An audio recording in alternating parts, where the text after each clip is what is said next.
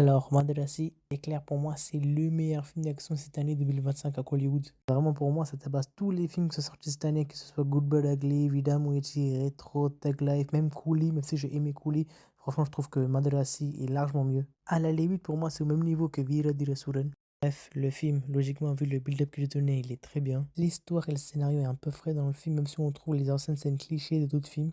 Mais ça n'empêche pas d'apprécier le film tel qu'il est. La première partie du film est incroyable, limite, elle se suffit à elle-même, il n'y a même pas besoin de continuer. Il y a une scène du séisme, franchement, celle-là, elle est incroyable, c'est limite la scène du film. Et la deuxième partie, franchement, c'est full action. Comparé à la première, c'est pas aussi intéressant, mais elle est quand même bien. Si on parle du cast, alors SK, il a été incroyable, franchement, c'est l'un de ses meilleures performances de sa carrière. Déjà, on redécouvre l'ancien SK avec son humour, mais on découvre également un nouveau niveau performance un peu plus différent qu'Amaran. Concernant l'actrice Rukmini, alors son personnage était bien écrit de A à Z. Il n'était pas là juste pour être là, franchement c'est limite le cœur du film. Même sa performance était parfaite. Ensuite les deux méchants, alors eux ils sont incroyables l'un pour l'autre. Déjà on va commencer par Video Jamal, alors lui c'est Laura en personne. Il a une vraie présence à l'écran, surtout sur les scènes d'action, alors lui c'est le maître dans ce domaine. Juste la scène d'intro sans dit long.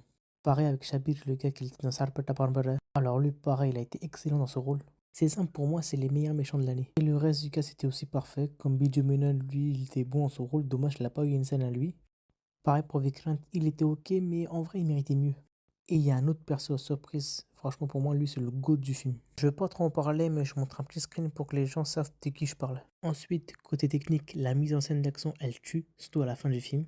Pareil, avec toutes ces scènes de combat, elles sont tous énervées.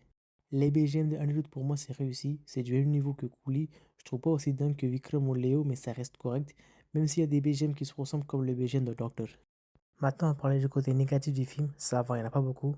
Déjà, pour commencer, ça concerne le son Salambala. Le clip en soi est bien, avec la danse de SK et tout. Mais comme je l'avais dit, le son était pas vraiment utile pour le film. On aurait déjà compris sa situation juste avec la scène d'après. Pareil avec Tango Pouvé, ça vient brusquement. L'emplacement était aléatoire, on dirait. Le problème de logique. Par exemple, il y a un perso qui est armé, il tire sur tous les agents, mais lui, il se prend 0 balle. Et le choix de la fin du combat, comment ça a été amené, je sais pas, je suis un peu mitigé. Voilà, pour finir, Mandela restera dans mon top 3 des meilleurs films de l'année.